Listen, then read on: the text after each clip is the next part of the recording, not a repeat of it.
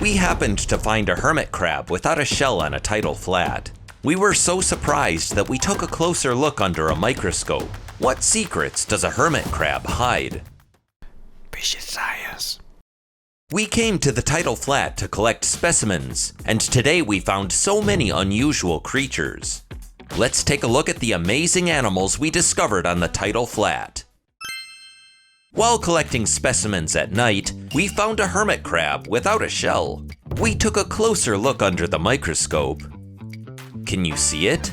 It really doesn't have a shell. If you look closely, you can see that the end of its body is curled up like a snail. Hermit crabs are very common, but they're much more unusual than most people realize. Hermit crabs can't make their own shells. Instead, they have evolved to fit their bodies inside the empty shells left behind by other animals. Today, they mostly use the shells of marine snails, but fossil evidence shows that some ancient hermit crabs even lived inside ammonite shells. It's a survival strategy with a very long history.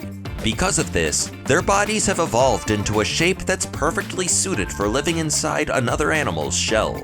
First, let's take a look at the hermit crab's abdomen. Unlike most crabs, which have hard shells, its abdomen is soft and flexible. This makes it much more vulnerable to predators, but it also allows the crab to fit snugly inside a shell. Its curled abdomen also helps it anchor itself around the shell's central column. Thanks to this shape, the hermit crab can grip the shell very securely, making it almost like an extension of its own body. Pretty amazing, isn't it? There's something even stranger. Hermit crabs belong to the same order as true crabs, the decapods, but unlike crabs, they appear to only have 3 pairs of legs. However, if you look closely, you'll find 2 tiny 4th and 5th pairs of legs hidden inside the shell. These small legs help hold the body in place inside the shell and clean the gills. Isn't that fascinating? Now, let's take a look at how hermit crabs grow. When they hatch from their eggs, the larvae drift through the ocean, just like the larvae of other crustaceans. As they molt, they gradually begin to look more and more like hermit crabs. Around this stage, they begin to move down to the seafloor and begin searching for a shell that fits their body. If they can't find a suitable shell, their soft abdomen remains exposed, and most of them end up becoming food for other animals. Even after finding the perfect shell, they have to move into larger ones as they grow. The hermit crab we found was probably in the middle of changing shells. Hermit crabs really are fascinating animals.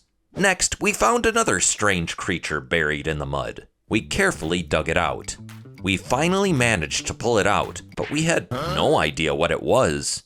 It looked a bit like a marine worm. We examined it under the microscope. At first, we thought it was a type of bristleworm, but to our surprise, tentacles that looked very similar to those of a sea cucumber emerged from its head. They looked just like the feeding tentacles around a sea cucumber's mouth that we showed in an earlier video. It turned out to be an anchor sea cucumber. It uses these tentacles to gather organic matter from the seafloor for food. Unfortunately, we accidentally pulled too hard while digging it up, and its body split in half. Fortunately, anchor sea cucumbers have excellent regenerative abilities. When attacked by predators, they often use self-amputation as a defense mechanism. Amazing, isn't it? We also found another creature that looked like a bristleworm. This one split in half when we barely touched it. Until then, it had stayed completely still, almost as if it were dead.